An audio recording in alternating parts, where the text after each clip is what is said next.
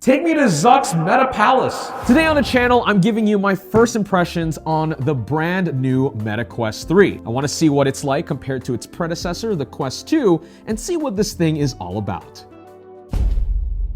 Whoa, this thing looks rad. So it's definitely an odd look with the camera array on the front here. It's not as clean a look as the Quest 2, though what probably stands out to me is the fact that this is technically a slimmer profile. All of the weight and body is just kind of focused into a small depth here, which means that it should be, at least in theory, a bit more comfortable. Even the controllers look a bit different this time around. What is apparent is the fact that there's no circle on the top of it anymore, which means you're not gonna clank your hands together, which was an issue that I had with the last controller. This feels a little more free. Meta has also improved the game by letting you use hand gestures to do a lot of stuff. So I'm curious to see how that works as well, especially with all of the improved sensors and everything on this. I'm just gonna jump in and try it out because this is looking pretty promising. Whoa! Hello? Those hand controls, whoa! The interface is just here. Let me get this properly set up and we'll get some real first impressions of this thing. This is unreal. Okay, so I just got the Meta Quest 3 set up, and while I might look a little goofy, the actual tech here is interesting. And I gotta say, the tracking is really impressive. I mean, all things considered, with the fact that there's a desk in front of me right now that's kind of messing with the perspective a bit, the tracking is impressive. I wanna pull up a window to give you the best experience of this. So for example, I just have the store open here, and if I grab the end of this window, I can drag it pretty much around the space. And it's doing a really good job of just tracking it and keeping it in place so it's not disorienting or anything. It actually just feels like it's floating in real life. It's Austin Evans! Hi, are you recording? Yeah. How is it? Dude, this is unreal. I feel like it's so immersive that I want to show you what I'm looking at, and it's literally here. Oh, yeah, that thing over here. Like, it almost is like the graphics need to take a step up now. It's not so much the screen at this point. It's the first time I've used a VR headset where I feel like the screen is no longer a limiting factor. Yeah. It's good enough now. Actually kind of funny because the camera with our high contrast scene right now, like where Luke is standing, it's pretty dark over there. Yeah. But it actually looks like there's a little bit of depth because there's all this graininess in the background with the camera trying very hard. But the actual UI elements look so sharp in comparison. The sense of presence is really quite strong. Like I can like walk around my office, which is really messy, and like I'm not afraid I'm gonna bump into anything or step on anything. Like it's very clear. It's oh very yeah, much no, like for real. Like I can actually just walk around. I mean, I hit the Gatorade bottle, but yeah, I mean, even out here, I mean, I'm gonna just walk around and move stuff and just show you that I can actually, you know, I mean, probably the thing you shouldn't do. This is definitely an OSHA violation. Don't do that. That's they're gonna put this on the don't try this at home. Near, far, wherever you are. Okay, yeah.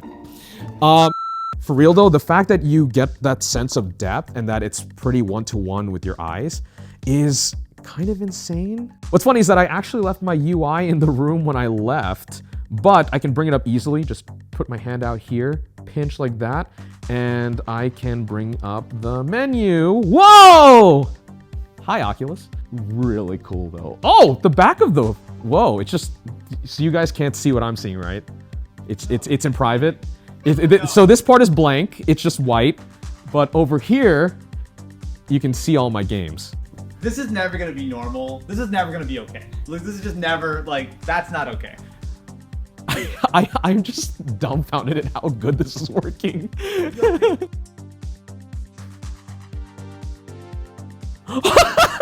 It's so sick. Wait a minute.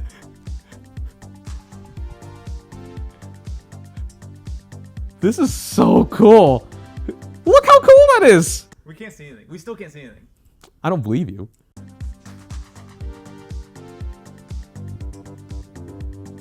Wow, it's like it's on the monitor.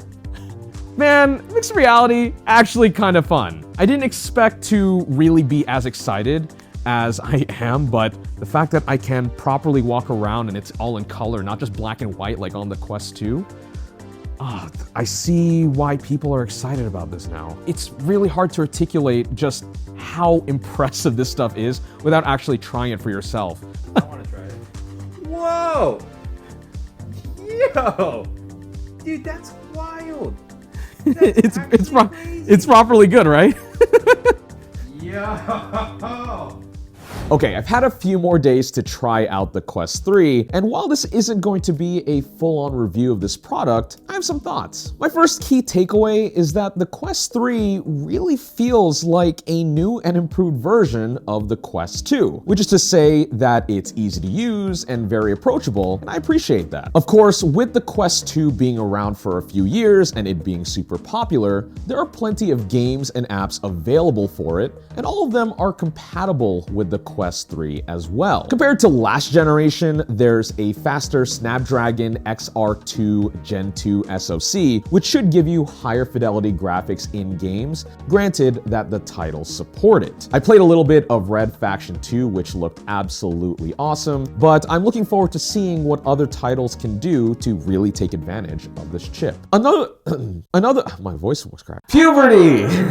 I heard that back 5 times in my head after I said that.